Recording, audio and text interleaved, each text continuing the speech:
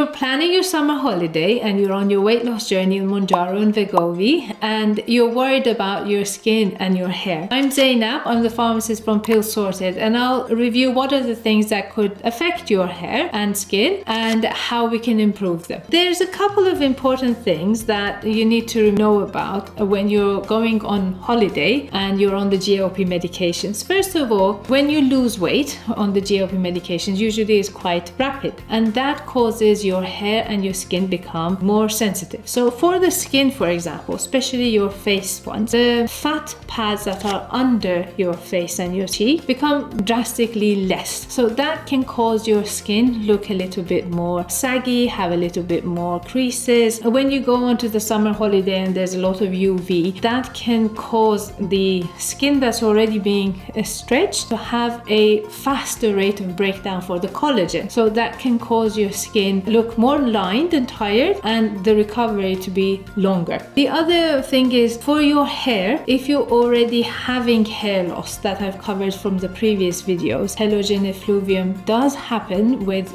rapid weight loss and it is reversible, but during that time both your hair becomes much thinner, much more sensitive, your scalp can become much more irritated. So again, the UV exposure can make the hair breaking faster, the hair becoming more fragile. Also, the added things like salt water or chlorine, those can affect your hair as well. And the other important thing is the GLP medicine itself are not categorized as photosensitizing, so they don't make you more sensitive to the sun. It can dampen your thirst signal, so you won't realize you're dehydrated, but dehydration has a huge effect on our skin, which is the largest organ of our body. The other effect is because we're eating less, there's going to be less nutrients received for our body. The low iron, zinc and vitamin D, the ones that affect our hair loss, can get worse. How can we make this easier and better for ourselves? For our skin, the most important thing is actually having that 3-step routine. And we've covered in the skin videos about what that 3-step routine looks like, but basically having a proper daily cleansing, moisturizing and sun protection is super important. On holiday, don't try anything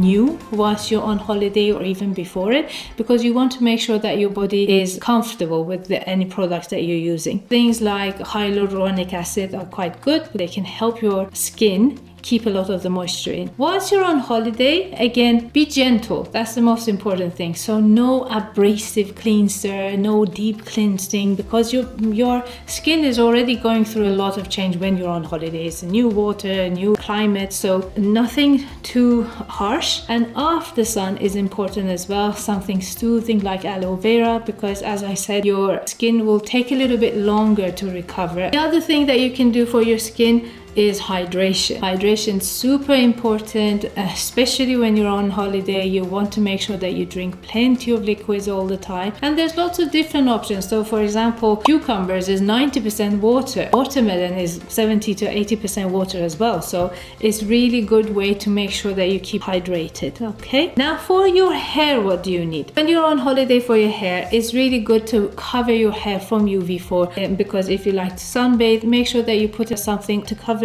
your eyes and your hair. And the other thing is rinse your hair. So if you've been to the pool, been to the beach, rinse your hair with fresh water and then put something as a moisture in it. So a natural oil like a coconut, like olive, these are perfect to help your skin gain back and keep the moisture. And I want to talk about different food options as well. For the nutrients, try to eat the rainbow. Eat as much as these different options that I'm saying to be able to cover the most important nutrients that your body needs for your skin and hair to stay vibrant. First of all, there's the iron. I have covered this in one of our videos for iron deficiency. The ones that are from animal-based iron will have a faster absorption. Things like meat and fish, chicken, all of those are good. For the plant bases, lentils, chickpeas, if you're vegetarian, make sure that you've got pulses in your food and pair it with the vitamin C. Food that have got high in zinc are really important as well. well. Things like pumpkin seeds are great, eggs are great. Then vitamin D, oily fish, fortified cereal, these are important. Vitamin B, so whole grain bread, rice. These are amazing. You need all of these nutrients to help your skin and your hair stay as vibrant as possible. Now, I want to touch base a little bit about packing, okay? So I know all of us get really limited and there's this competing priorities when we want to pack because we don't have enough space in our luggage. So what are the important things to look out for? If we go back to that 3 priority routines for our skin, for the cleansing, SPF, and the moisturizing, by far the first priority is going to be the sun protection. So if you can't take anything else, take your sun protection. And usually you need more than what you actually think. A tiny little 50 ml is not going to be enough for you for the whole week. So take plenty of sun protection, a good quality of sun protection that your body is used to. That will be your first priority. Then if you've got more space, it's really important to take something for a moisturizer, both for your skin and your hair. The good thing is natural oils like coconut oil, like olive oil, like argan oil. These are fantastic and they can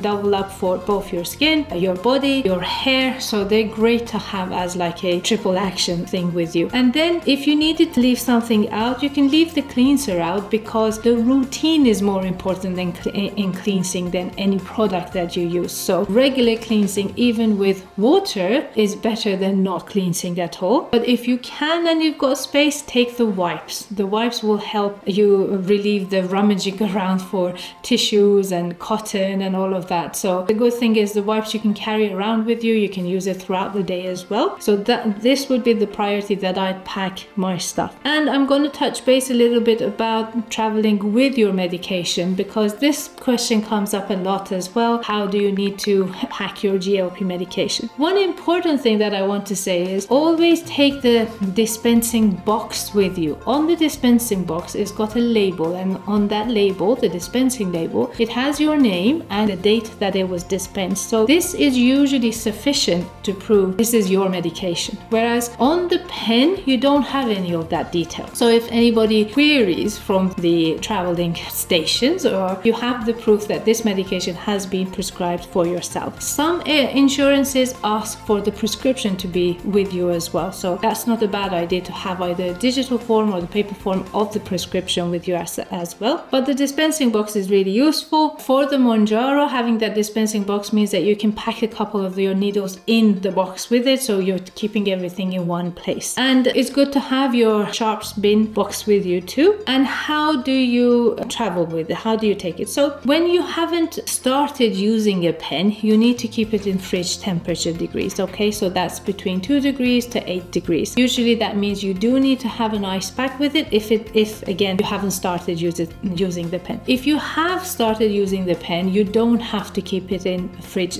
temperature. You can use it in normal room temperature. For the fridge temperature, you need to take an ice pack, but be very mindful that you don't stick the ice pack to the actual medicine. So again, if you don't put that dispensing box, the danger is you put the ice pack, you put something thin between it, and you stick and you put the pen, but these can stick together and the liquid can freeze. If it freezes, you can't use it, okay? Out of the fridge whilst you're using it. For the Mounjaro, you can store it below 30 degrees and out of sunlight for up to 30 days. And for the Wegovy, you can keep it up to 6 weeks, okay? So that's about traveling with your GLP. What are the things that you need to look out for? If your skin starts developing a rash, so you see spots coming up, an unusual reaction, something that's never happened to you before, it can be an allergy. Sometimes this can come up because of other medications as well as your GLP medication. So if you don't feel comfortable, it's better to get it checked and make sure that you've got some antihistamines with you because that can happen as well in the holidays. The other thing is if you see patches of hair falling out, that again is sign of an autoimmune disease. It's got different kind of treatments. Usually we go for steroids, but that's something that needs to be looked at. If you feel things like dizziness, nausea, those can be signs of dehydration. So again, it's really important to get rest, get out of the sun, drink plenty of liquids, give yourself time to recover. So dehydration doesn't show up until